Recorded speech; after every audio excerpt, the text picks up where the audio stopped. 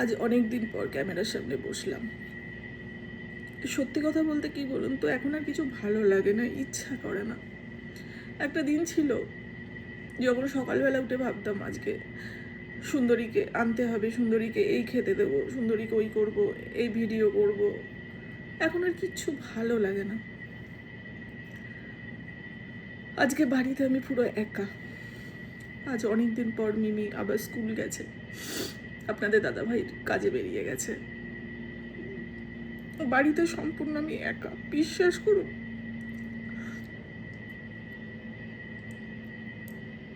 কিচ্ছু ভালো লাগছে না, মনে হচ্ছে যেন চারিদিক মানে আমি আপনাদের এক্সপ্লেন করতে পারছি না, এত কষ্ট হচ্ছে। কারণ এইরকম ভাবে আমি কোনোদিন থাকতে হবে সেটা আমি কোনোদিন কল্পনা করতে পারিনি। অনেকবার ভেবেছি বা আমরা বাড়িতেও আলোচনা করেছি যে বাড়ি বেচে দিয়ে আমরা অন্য কোথাও চলে যাব, কিন্তু আমার বাড়ির যেই বাচ্চাগুলো, এগুলো তো একজন বা দুজন না যে আমি সঙ্গে করে নিয়ে যাব। অনেক সুন্দরীরা আছে, তাদের ফেলে আমি কি করে যাব? মানে এমন একটা দোটানায় পড়ে গেছি না, যে কোথাও কিছু কুল কিনারা খুঁজে পাচ্ছি না। কিচ্ছু করতে ভালো লাগে না, না বাড়ি থেকে বেরোতে ভালো লাগে। আপনারা অনেকে আমাকে কমেন্ট করছে, দিদি ভাই সুন্দরীর কাছে একটু যাও। এখনো অবধি আমি সাহস করে উঠতে পারছি না সুন্দরীর সামনে গিয়ে ঠিক মতো দাঁড়ানোর। কারণ আমি গেলে সুন্দরী তো চারিদিকে খুঁজবে, আমি কি উত্তর দেবো বলুন তো? ও তো বোঝে না। তবে চেষ্টা করছি। ও ভাবছে মা কোথায় গেল, মা কেন আসছে না। মিমি মাঝে মাঝে যায়, আপনাদের দাদাভাই রোজই যায়, সন্ধেবেলা গিয়ে ওকে খাইয়ে আসে।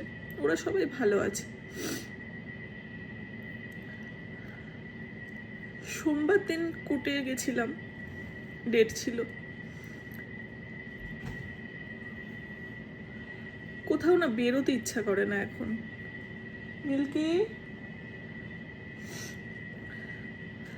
বেরোতে ইচ্ছা করে না, কারো সামনাসামনি যেতে ইচ্ছা করে না। বিভিন্ন মানুষ যখন চিনতে পারে, সামনে এসে বিভিন্ন প্রশ্ন করে, সেই প্রশ্নগুলোর উত্তরও আমার দিতে ইচ্ছা করে না, বিশ্বাস করুন। তার মধ্যে কিছু কিছু মানুষ আছে, দিদিভাই কি হয়েছিল একটু খুলে বলুন তো, বলুন তো। এগুলো আমি কি খুলে বলবো? কিছু মানুষের এতটাই মানে একটুও বোঝে না যে কি প্রশ্ন করতে হবে, কি কখন কি মুহূর্তে কি কথা বলতে হয়। বাড়ি থেকে বেরোনোই বন্ধ করে দিয়েছি। কোর্টে গেছিলাম সোমবার, বেল হয়নি। কিন্তু কি হবে বলুন তো এইসব করে?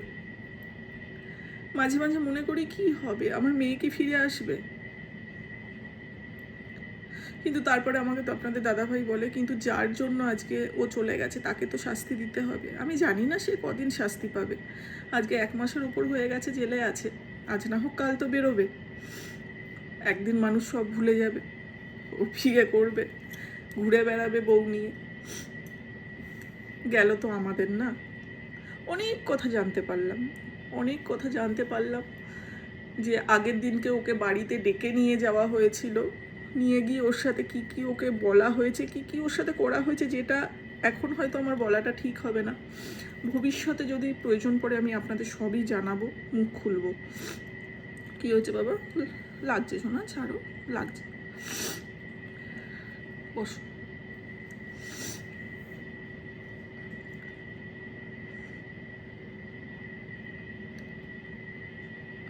সত্যি কথা বলতে আমাদের ফ্যামিলির প্রতিটা মেম্বারের একদমই মেন্টাল দিক থেকে আমরা একদমই ভালো নেই। না মিমি, না আপনাদের দাদাভাই, না আমার ভাই, না আমার মা, কেউ নেই। কারণ আমাদের পৃথিবী জুড়ে শুধু সায়নীই ছিল। আর ও মানে এতটাই ভেঙে পড়েছিল, বা কতটা একটা মানুষ কষ্ট পাওয়ার পর এরকম একটা ডিসিশন নিতে পারে, তবুও বলবো ওর আরও ভাবা উচিত ছিল। কারণ ও কতটা প্রতিবাদী মেয়ে ছিল আপনারা সবাই জানেন। যাই হোক, শুধুমাত্র মিমির মুখের দিকে তাকিয়ে, আমার বাচ্চাগুলোর মুখের দিকে তাকিয়ে আমি জানি আমাকে শক্ত হতে হবে, কিন্তু বিশ্বাস করুন আমি পারছি না, কিছুতেই পারছি না। কোর্ট কি শাস্তি দেবে তো জানি না আমি, তবে ওপরওয়ালা তো আছে।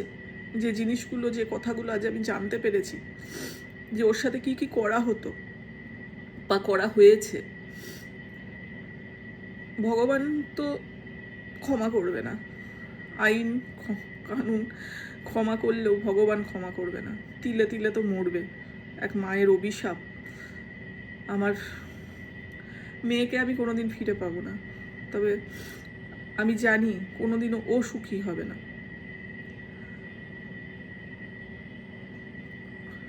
আপনারা আমাকে অনেক মোটিভেট করছেন, অনেক ভালো মনে জোর দিচ্ছেন। ক্যামেরার সামনে আসতে আর ইচ্ছা করে না। একা রয়েছি, কিছুই ভালো লাগছে না, মনে হচ্ছে। যাই হোক, মানে যখন আমি একা থাকতাম না, আমরা এরকম হয়তো মিমি স্কুল চলে গেছে বা আপনাদের দাদাভাই কাজে বেরিয়ে গেছে, বাড়িতে সায়নের কলেজ নেই, তো আমরা দুজনে প্ল্যান করে কোথাও না কোথাও বেরিয়ে পড়তাম। হয় শপিংয়ে যেতাম, নাহলে সিনেমা দেখতে চলে যেতাম, না হলে পার্লার চলে যেতাম। আর হবে না সেগুলো।